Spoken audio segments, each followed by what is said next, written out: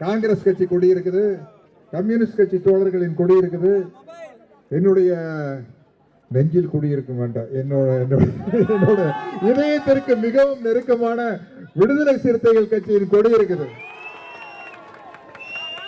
ஏன்னா நீங்க எல்லாம் ஒவ்வொரு நடிகருக்கு ஃபேனா இருப்பீங்க, நான் அப்படி இல்லை. நல்ல நல்ல தலைவர்களுக்கு தான் நான் ரசிகன். நான் யாருக்கு ரசிகன்னா தந்தை பெரியாருக்கு ரசிகர், தந்தை பெரியாரின் உடனின்ற பேரறிஞர் அண்ணாவின் ரசிகன், பேரறிஞர் அண்ணாவின் தொண்டர்களாக இருக்கும் முத்தமிழறிஞருக்கு கலைஞரின் ரசிகன், அண்ணாவின் தொண்டராக இருக்கும் புரட்சி தலைவர் எம்ஜிஆரின் ரசிகன். அதனால நான் வெறும் நடிகரா மட்டும் அவர் பார்க்கல.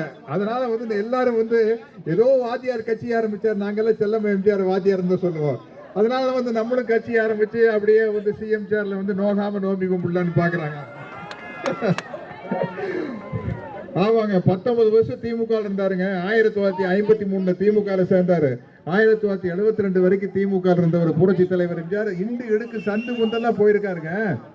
அவர் நம்ம போன பாருங்க, கரூர்ல ஒரு 40 பேர் செத்தப்போ பிரஸ்ல சொன்னாங்கல்ல, சார் 30 பேர் செத்து போயிட்டாங்க சார், 30 பேர் செத்து போயிட்டாங்கன்னா இறங்கி ஓடினாரு பாருங்க நம்ம தம்பி விஜய்.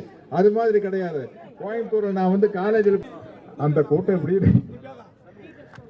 கட்டுக்கடங்காத கூட்டம், போலீஸ் லத்தி சார்ஜ் பண்ணுது. எம்ஜிஆர் சொல்றாரு, தயவு செய்து தொண்டர்களை அடிக்காதீர்கள். அப்போ அவருக்கு கிட்டத்தட்ட 55 வயசுக்கு மேல இருக்குங்க.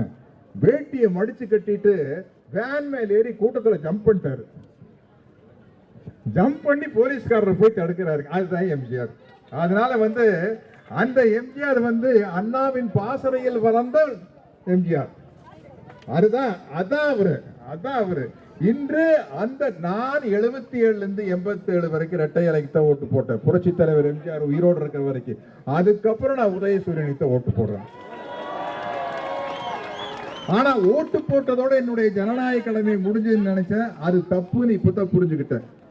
அது ஓரளவுக்கு பிரபலமாக இருக்கும் என்னை போன்றவர்கள் ஜனநாயக கடமைங்கிறது நல்ல உள்ளங்களை, நல்ல வீரர்களை, நல்ல தியாகிகளை, நல்ல களப்போராளிகளை இனம் கண்டு அவர்களை கை காட்ட வேண்டும். அதுதான் என்னுடைய அன்பு தம்பி தமிழன் பிரசன்னா அவர்கள்.